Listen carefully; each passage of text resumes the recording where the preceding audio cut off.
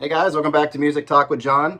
So today I'm going to give you an update on my record store day purchases. So I did a video when I purchased them and I didn't listen to them at the time because there were several, and then I also got the Tom Petty at the same time. So I listened to that one also. In fact, it's just finished listening to the Tom Petty, got through all 6 of those albums.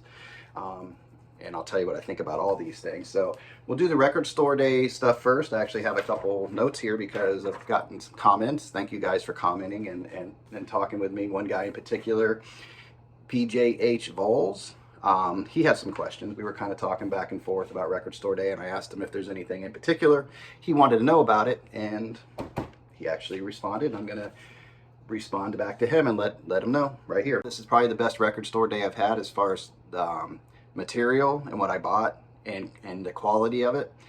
And there was no pops, anything on any of these things. Played nice, were what I expected, and I'll kind of tell you about that a little bit because some of these are older recordings and there was some of that going on in there. But as far as the quality of the album it was put on, they were good.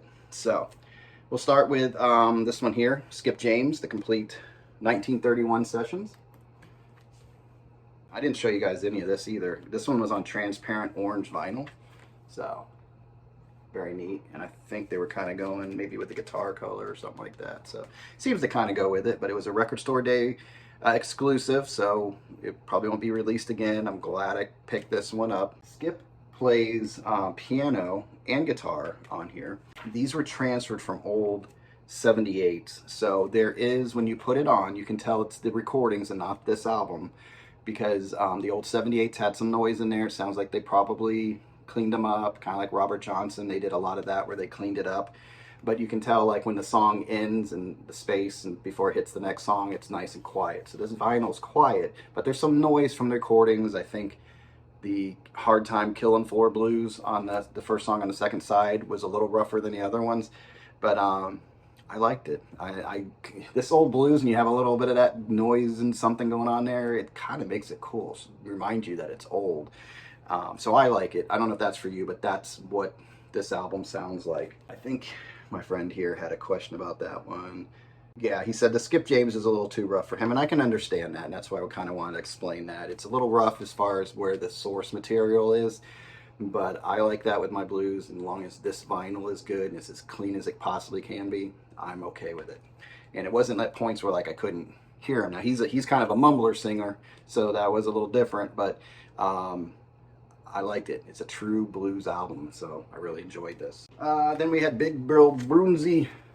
This one was excellent. Now this was recorded live in Amsterdam in 1953, and for it being around that long and just hanging out and putting it on vinyl, it sounds excellent. There's no static, there's no nothing, and he's a good storyteller. He tells you a story about every song before each one of those, and it's just like being right there in that concert. I put it on, kind of sit back and just listen to him talk and play. And there's a lot of things about, racial, social issues on here.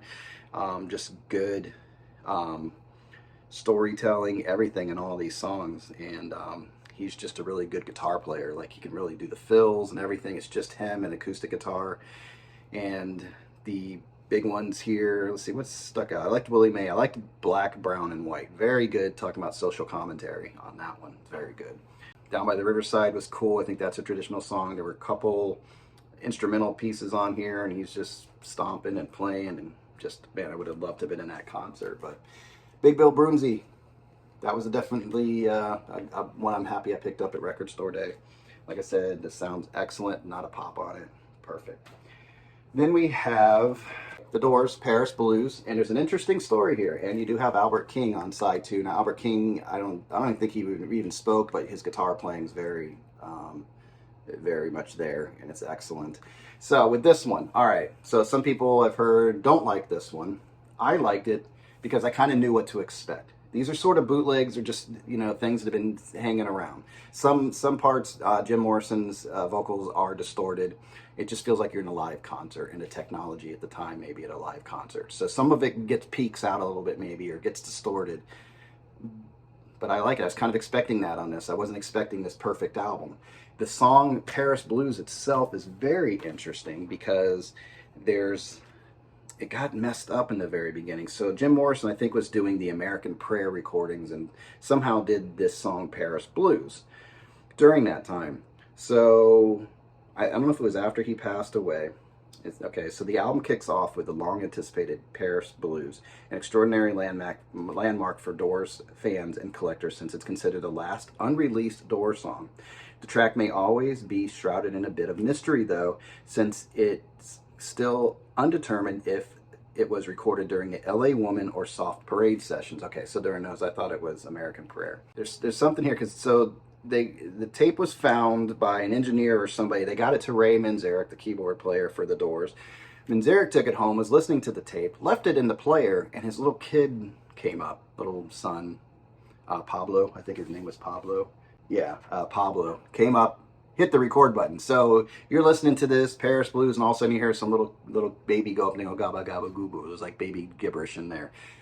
So Manzarek found out, got the tape out of there, and got it sent off, and I think it was lost for a while and whatever. So they finally found it again, or I think Robbie Krieger had a copy of it, not the original tape. The tape, I think itself was gone, but there was a copy made of it. So when the tape disappeared, they still had another recording of it.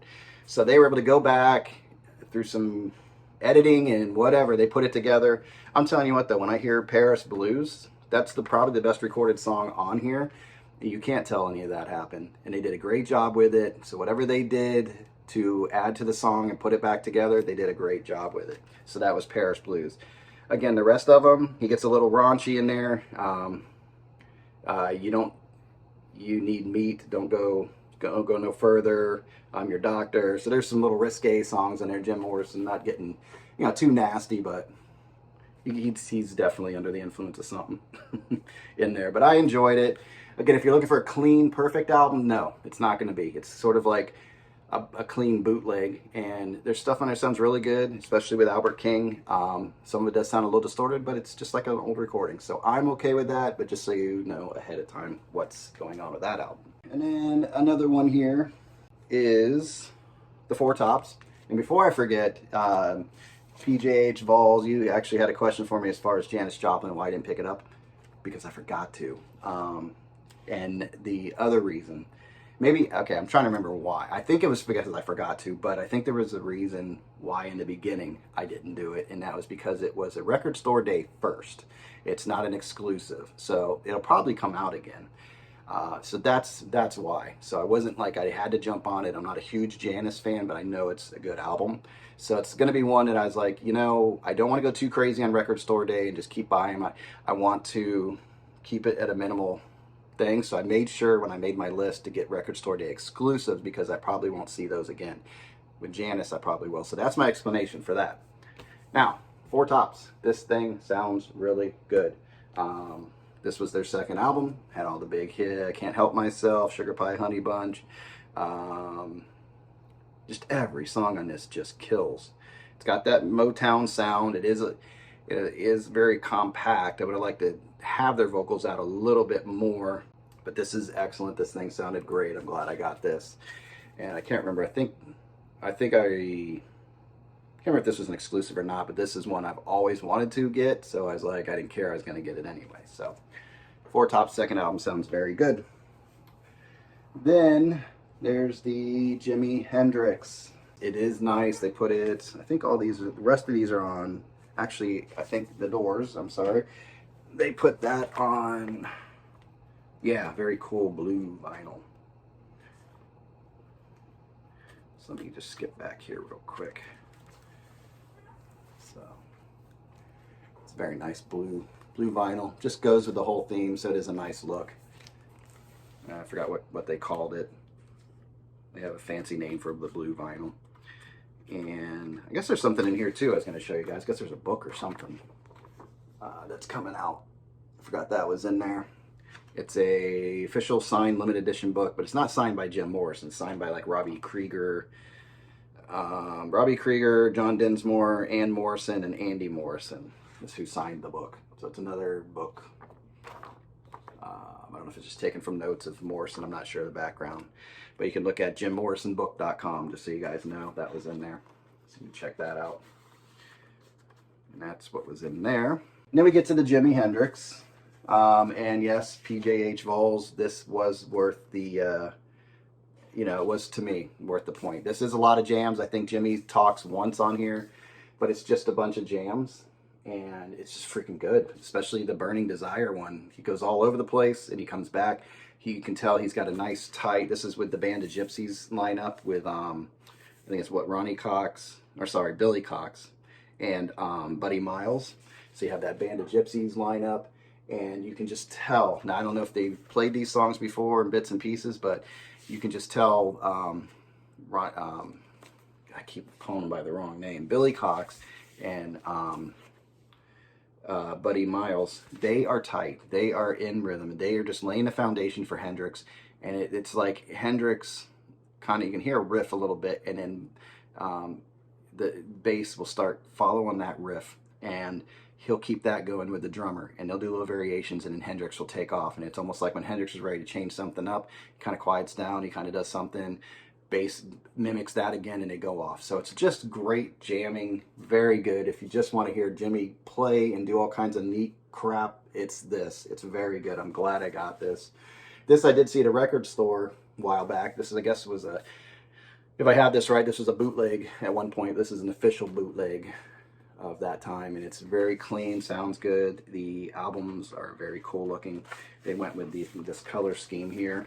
So this one's orange to kind of go with that. I mean, it fits perfectly. And then they changed the other one to like a red. It doesn't want to let go when I have the gatefold open. So even the red looks cool. Just goes right with it. Did a good job. Very happy I got this. This was not an exclusive, but again, it was one I really wanted to get a hold of. So I was like, gonna do it. That's what I have on those. Those are the record store day purchases again. So hopefully I answered all your questions there, PJH Vols. If not, give it to me in the comments. Let me know. Last one I have here was this bad boy that I showed you at the same time as all that stuff. This killed. It was perfect. If you're a Tom Petty fan, even if you're not, there were so many good covers on here. It's Good to Be King. It's just amazing what they did with that. They quieted it down and just pulled the song out, extended it a little bit, and it was great. The John Lee Hooker stuff on here was awesome. You could tell he was having a good time with the band. So just a lot of spontaneous stuff, different types of feels for the songs. They weren't all just played as they were recorded. They changed them up, especially like I Won't Back Down. Now this was 90, what did we say? Was it 97? So this was before, obviously, 9/11. But his version of I Won't Back Down is similar to the one from 9/11, where he just mellows it out and does it like just a ballad almost. So really just changes it around and does a whole bunch of stuff. From the Stones to Louie Louie, Gloria's on here. And he hits things off of Wildflowers and She's the One soundtrack. Just everything's on here, and a ton of great covers. So not a skip, not a pop, nothing. Things sounded great, so I definitely recommend this bad boy. For Petty fans and non-Petty fans, they just killed it. They were on fire. Like he said something like, this is the best we've played together. We were so in tune, and they were. You could just tell they were loving this. So definitely worth it. So that's what I have for you guys. So if you have any more questions about it, if I left anything out, I apologize, but just leave it in the comments below. Tell your friends about my channel. Hit that like and subscribe. And until next time, I keep stumbling on that lately. I don't know why. So until next time, you guys enjoy your music, all right? And you take care out there. Bye.